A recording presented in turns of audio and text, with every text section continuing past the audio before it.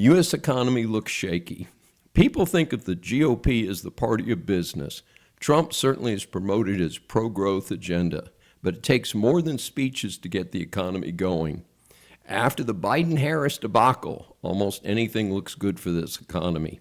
However, the combination of the anti-American Dem Party shutting down the government for record lengths of time, not once but twice in the last 18 months, and the skyrocketing fuel costs due to the Iran conflict have the economy struggling and the people struggling with it. What my research shows is that the GDP, that's the gross domestic product, that's how much everything together counts, only grew at 1.6% annual rate in the first quarter, which is off from the projected pace of 2%. You know, some might say this is just a rounding error. Well, a lot depends on the number against you're applying that percent.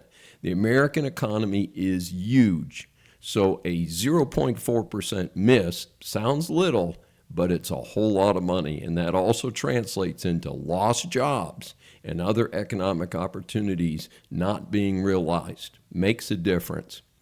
I wrote my first book, Decline of America, because of my concern about the national debt. Despite the Trump administration in D.C., the debt continues to skyrocket. It's now over $10 trillion more than when I released my book in 2018. Right, less than 8 years later. This is unsustainable. Neither party in D.C. is willing to admit that this is a major problem. As I've said before, the U.S. can only support this debt due to the reputation of the U.S. as an economic juggernaut. If we were any other country, we'd be a laughingstock due to this debilitating debt. Interest alone on the national debt is estimated to be 19% of the entire federal revenue. Imagine paying 20% of your paycheck just on the interest before paying for anything else. Wait, you and I are paying a ton of money before we see our paychecks. This is why our taxes keep increasing, because the states and localities are also spending money like drunks on a bender. Let's take an approach to how do we fix this situation. First of all, we need to get both parties on board. That could be a challenge, but maybe we can fix that too. The Dr. Dave plan to save America. An immediate 1/3 cut in total federal employment, including the military. This can be done. Due to the incredible waste in government, including the military, this is just a matter of fiscal discipline. 2, elimination of all federal pensions. Federal employees can have a savings plan just like our struggling private sector employees who are paying those bloated salaries and benefits. Cut federal salaries and other benefits to match the average of the private sector employees. Why should federal employees get a ton of vacation and holidays when the average private sector employee does not? Cut all congressional salaries to $66,000 a year, not indexed for inflation. This is an average income in America.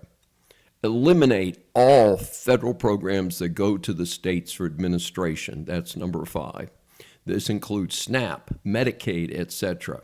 The massive fraud that is being reported daily is federal money going to the states, and they are not minding the store. It is free money to them. But it's not free money. It's our tax dollars, and ridiculous amounts of borrowing are supporting this waste. Think about it. You send $1,000 to D.C. The overpaid and under-supervised clowns take $600 or $700 of it, and then $300 or $400 back to these state programs. The states then waste most of it due to a total failure of accountability. There are no poor states in America.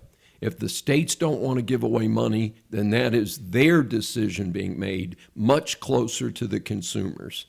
Part of this is also mass transit. A great example is Houston, an auto-dependent city. Some fools in the 1990s used tons of federal money to build a streetcar line. Yes, an 1890s streetcar line. It has been a failure from the start. Predictably, they took more federal money and made the underutilized streetcar line bigger. I guarantee you, if the city had to fund it exclusively, this boondoggle would never have been built to mess up the busy city streets. Modernize the American military. Speaking as someone who grew up in a military family, I have observed a lot firsthand. Look at what tiny Ukraine has done to Russia. Time for us to really examine what we need to get the job done.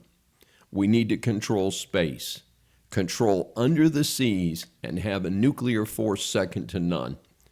That's all modern technology. While I debate this with my colleagues, I think trying to have more ships in China is a total waste of money. Ships today are just target practice for missiles and drones. End of story. Save Social Security. This is not a damn benefit from the federal government. I have paid into Social Security since I had my first regular gig at age 17, the summer before I started college. This is a Ponzi scheme and it needs to be reformed now. It should be financed properly and the taxpayer should have some input.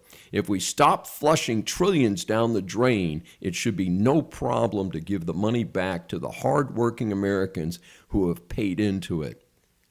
I have paid into it for nearly 6 decades, folks.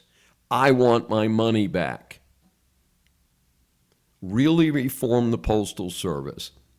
Bulk rate is a ripoff.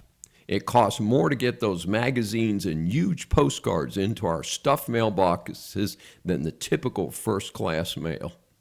We taxpayers are subsidizing the trash stuffing our mailboxes.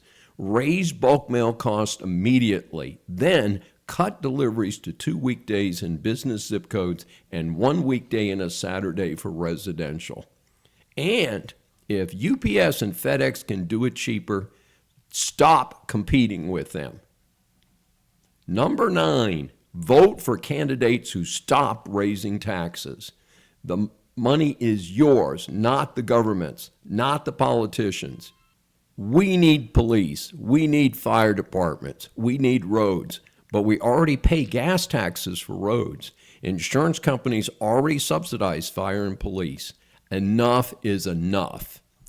Your vote matters, your voice matters, and the future of the country depends on people who are willing to stand up and say, stop wasting our money.